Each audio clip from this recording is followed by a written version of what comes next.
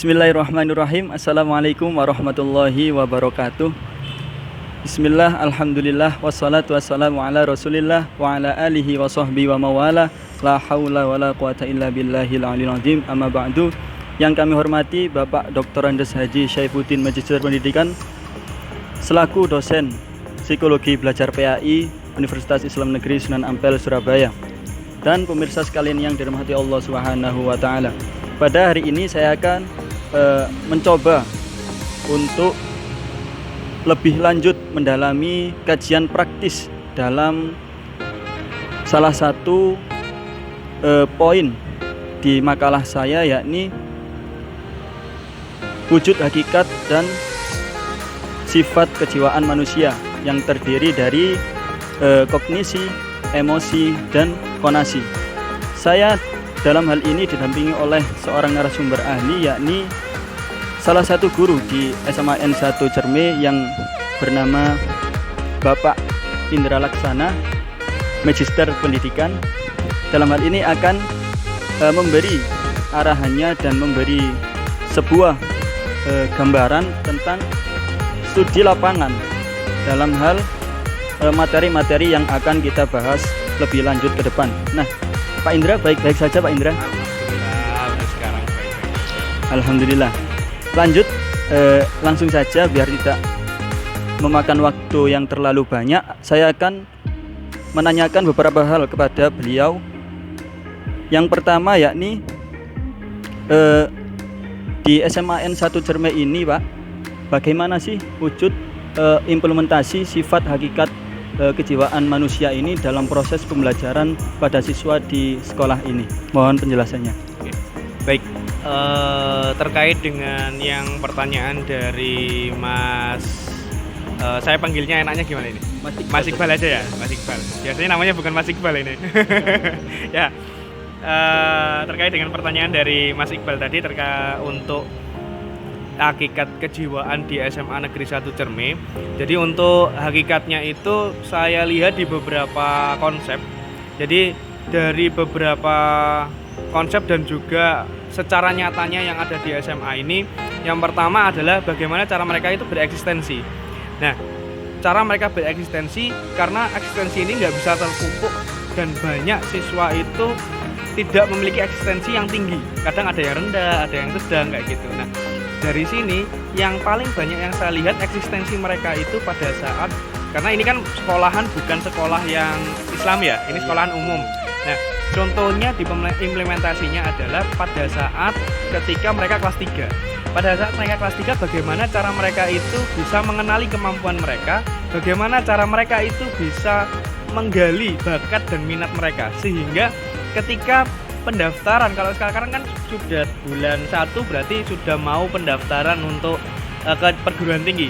Nah, bagaimana cara mereka itu bisa mengenali jurusan-jurusan sesuai dengan kemampuan mereka, bagaimana mereka itu bisa menggali potensi mereka untuk bisa, Pak, saya mau ke jurusan ini, jurusan ini, jurusan ini. Nah, itu kalau di SMA sini itu sudah banyak seperti itu, Mas.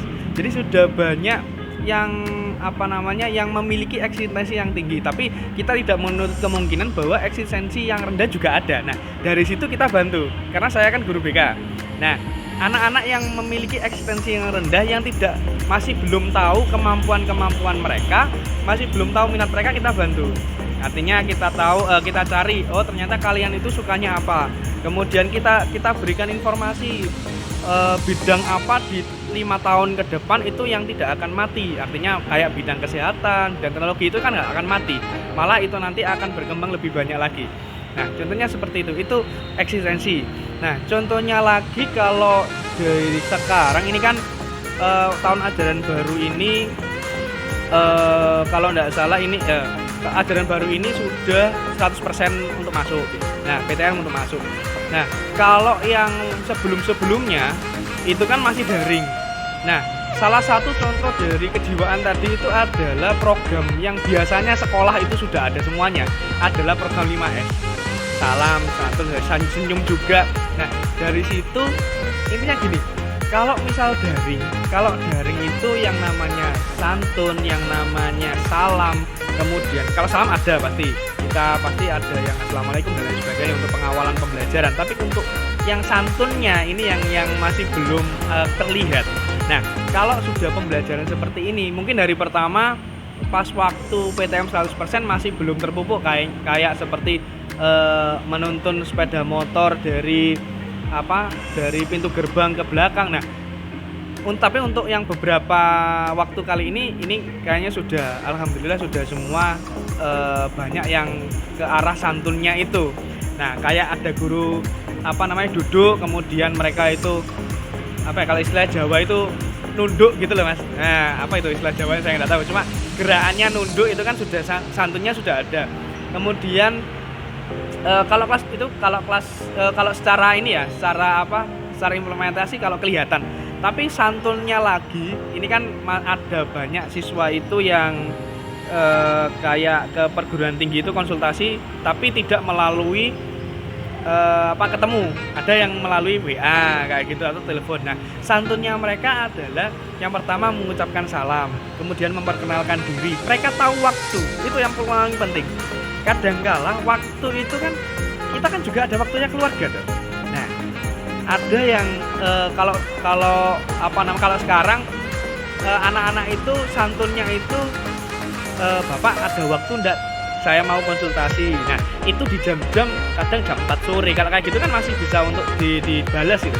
Kadang ada yang kalau misal saya sibuk, itu pasti saya membalasnya, oh mohon maaf, bisa nanti aja jam 7. Nah, meskipun itu adalah waktu keluarga, tapi kita sudah konfirmasi. Paling tidak anaknya itu mereka itu ada sopan santunnya kepada kita. Nah, itu yang kelas 12 kayak gitu yang saya temukan saat ini. Oh iya, baik Pak. Berarti secara tidak langsung program sekolah tatap muka ini sudah mengembalikan wujud implementasi dari sifat hakikat kejiwaan manusia pada peserta didik ini. Ya, memang benar. Siap. Lanjut pertanyaan kedua, yakni dalam perspektif Bapak sendiri, apakah kualitas kognisi, emosi maupun konasi ini dapat mempengaruhi hasil belajar dari peserta didik tersebut? Oke. 3 hal tadi ya. Kognisi, afeksi, sama konasi. Kalau kognisi ini kan berhubungan dengan kognitif atau pemikiran ya, kecerdasan. Kalau yang afektif ini berhubungan dengan sikap atau emosi. Kalau yang konasi ya tadi. Konasi itu berhubungan dengan kejiwaan kalau tidak salah ya. Nah, ketiga hal ini pasti itu mempengaruhi bentuk pembelajaran. Artinya seperti ini contohnya. Contoh sederhana adalah kalau kognisinya itu bagus, tapi jiwanya dia masih kayak mikir di rumah itu, misal ini contohnya keluarganya broken home, pasti kan jiwa itu kan akan tergoncang. Jiwa tergoncang, kemudian kognisinya juga parah. Meskipun dia orang pinter, ketika dia menemui hal semacam itu, pembelajaran itu nggak akan masuk. Terus kita contohkan diri kita sendiri aja lah Mas ya. Kita contohkan kalau misal kita ketika itu loh di pembelajaran ada guru menerangkan, kemudian hati kita kemana-mana. Nah, itu pembelajaran itu nggak akan nangkep. Apalagi contohnya juga kalau misal kognisinya itu rendah dan juga emosinya nggak stabil, wah itu tambah parah itu. Jadi 3 hal ini sangat menentukan. Kalau 3 hal ini salah satunya ada yang yang rusak, atau istilahnya bukan rusak, kalau rusak terlalu kasar ya, yang kurang lah istilahnya, yang kurang atau yang tidak sejalan dengan semestinya, pasti akan mempengaruhi ketika dia di pembelajaran. Baik itu tidak di pembelajaran saja, di tingkahnya dia, di perilakunya dia pasti akan berubah. Itu yang saya temukan. Ya. Baik Pak Indra, mungkin itu saja penjelasan dari narasumber pada saat ini. Saya ucapkan terima kasih kepada Pak Indra. Terima kasih banyak Pak Indra. Sama-sama, saya selalu juga.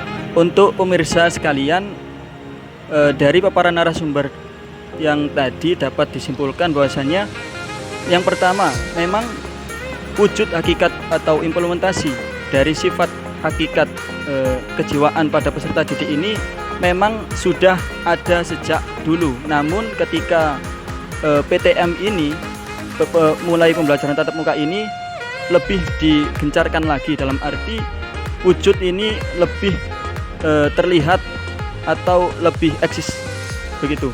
Kemudian pertanyaan yang kedua yakni ketiga hal tersebut yang terdiri dari kognisi, emosi atau afeksi dan konasi itu sangat mempengaruhi kualitas hasil belajar pada peserta didik. Begitu nggih, Pak Indra? Ya, benar sekali. Sangat mempengaruhi tiga-tiganya ini.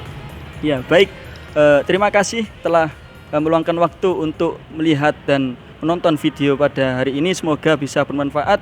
Cukup sekian dari saya dan saya mohon maaf Pak Indra apabila terdapat salah kata maupun perbuatan yang kurang berkenan di hati.